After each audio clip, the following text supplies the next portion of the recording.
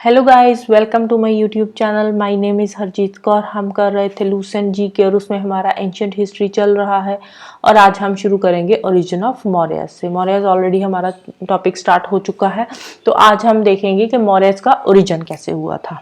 पुराणास में ये बताया हुआ है कि जो मौर्यस थे वो शूद्रास थे। जो मुद्राक्षसा विशाखा दत्त है, तो उसमें क्या लिखा हुआ है, उन्होंने एक टर्म यूज करी है विशाल और कुलहीना। तो इस टर्म के अकॉर्डिंग, विशाखा दत्ता के अकॉर्डिंग, जो मौर्यस थे वो लो क्लैन के लोग थे। तो कुछ क्लासिकल राइटर्स है जैसे जस्टिन हो गया, तो उन्होंने बोला है कि जो चंद्रगुप्त मौर्य थे वो बहुत ही काइंड हार्टेड मैन थे, वो बहुत अच्छे राजा थे। तो जो जूनागढ़ की रॉक इंस्क्रिप्शंस है रुद्रदमन में, तो जूनागढ़ की रॉक इंस्क्रिप्शन से ये पता चलता है, डायरेक्टली तो नहीं बट इनडायरेक्टली ये पता चलता है कि जो मौर्यस है वो शायद से वैश्य ओरिजिन के थे। सबका अलग अलग है, पुराण के अकॉर्डिंग शूद्रा ओरिजिन के थे, जूनागढ़ इंस्क्रिप्शन के अकॉर्डिंग ये वैश्य ओरिजिन के थे। कुछ बुद्धिस्ट वर्क की अगर हम बात करें तो वो मौर्यन डायनेस्टी को लिंक कर रहे हैं शाक्य क्षत्रिय क्लैन के साथ। क्यों? क्योंकि जो बुद्धा थे वो खुद भी क्षत्रिय क्लैन के ही थे, तो वो मौर्य को शाक्य क्षत्रिय क्लैन के साथ लिंक करने की कोशिश कर रहे हैं। उनके अकॉर्डिंग जो मौर्य थे वो एक ऐसी जगह से आए थे जहां पे बहुत ज्यादा मोर होते थे। मोर मीन्स पीकॉक होते थे वहां पे बहुत सारा, तो इसी वजह से जो उनका नाम था वो पड़ गया था मौर्य। तो मौर्य से बाद में बन गया मौर्य। तो इससे जो बुद्धिस्ट है वो, जो अशोक का जो किंग आए थे, अशोक का उस टाइम पे, मौर्य के टाइम पे, तो बुद्धिस्ट जो है वो चाहते थे कि जो अशोका और उनके प्रीडिसेसर है उनकी जो सोशल पोजीशन है वो थोड़ी सी अपलिफ्ट हो जाए, एलिवेट हो जाए। तो वो तो उनको, जो बुद्धिस्ट थे वो तो उनको थोड़ा हायर ऊपर लेकर आना चाहते ही थे। बट कंक्लूजन क्या निकल कर आता है कि मौर्यस थे क्या? कंक्लूजन ये निकल कर आता है कि जो मौर्यस थे वो एक मौर्य ट्राइब से आए थे। मौर्य एक ट्राइब का नाम था, वो उस ट्राइब के रहने वाले थे और वो वाले जो ट्राइब के लोग थे वो लो कास्ट के लोग थे। अब कौन सी लो कास्ट के लोग थे ये अभी तक किसी को भी नहीं पता। तो जो मौर्य के ओरिजिन की थ्योरी है वो क्लियरली कहीं पे भी लिखी नहीं हुई, बट जो अभी तक के लिए जो मोस्ट सुटेबल थ्योरी आई है वो यही है कि जो मौर्य थे वो मौर्य ट्राइब के थे और मौर्य ट्राइब एक लो कास्ट के लोग थे। और कौन सी लो कास्ट थी वो ये अभी तक किसी को भी नहीं पता। तो नेक्स्ट बात करते हैं इनके किंग चंद्रगुप्त मौर्य की। इनका टाइम पीरियड था 322 बीसी से लेकर 298 बीसी तक का। जो लास्ट नंदा रूलर थे धनानंद, उनको हराकर गद्दी पे बैठे थे चंद्रगुप्त मौर्य। तो 322 बीसी में चंद्रगुप्त मौर्य ने पाटलिपुत्र को अपने कब्जे में ले लिया था। कौटिल्य की हेल्प से पाटलिपुत्र इन्होंने अपने कब्जे में ले लिया था। तो 305 बीसी में जो चंद्रगुप्त मौर्य थे उन्होंने हरा दिया था सिलिकस निकेटर को। सिलिकस निकेटर को हराने के बाद जितनी भी टेरिटरी सिलिकस निकेटर ने अपने अंडर ली थी वो सारी टेरिटरी चंद्रगुप्त मौर्य ने उनसे वापस ले ली थी और उसके बदले में उसको दिए थे 500 हाथी। बस 500 हाथी देकर जितनी भी टेरिटरी इंडिया में उसने अपने अंडर करी थी, अपने कब्जे में ली थी, वो सारी की सारी इन्होंने वापस ले ली थी। कौन कौन सी टेरिटरी थी उसमें आता था? अरिया हेरात का एरिया, अरकोशिया कंधार का एरिया, गदरोशिया बलूचिस्तान का एरिया और परोपेनिटिसेट काबुल का एरिया। ये सारी की सारी टेरिटरी इन्होंने उससे वापस ले ली थी और बदले में उसको दे दिए थे 5 हाथी। और उसके बाद इन दोनों के बीच में एक ट्रीटी भी हुई थी। चंद्रगुप्त मौर्य और सिलिकस निकेटर के बीच में हुई थी एक ट्रीटी।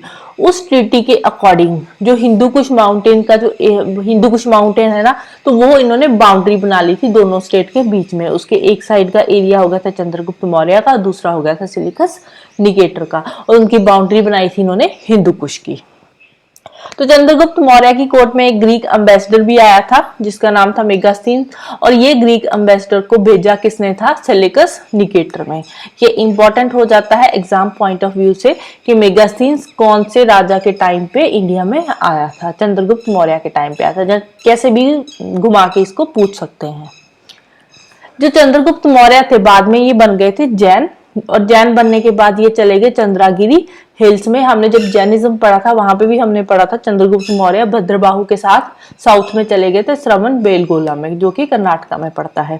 तो वहां पे स्लो स्टार्वेशन की वजह से इनकी डेथ हो गई थी चंद्रगुप्त मौर्य की। चंद्रगुप्त मौर्य के अंडर पहली बार ऐसा हुआ था कि पूरा का पूरा नॉर्थ इंडिया यूनाइट हो गया था, इकट्ठा था, एक ही राजा के अंडर काम करता था पूरा का पूरा नॉर्थ इंडिया।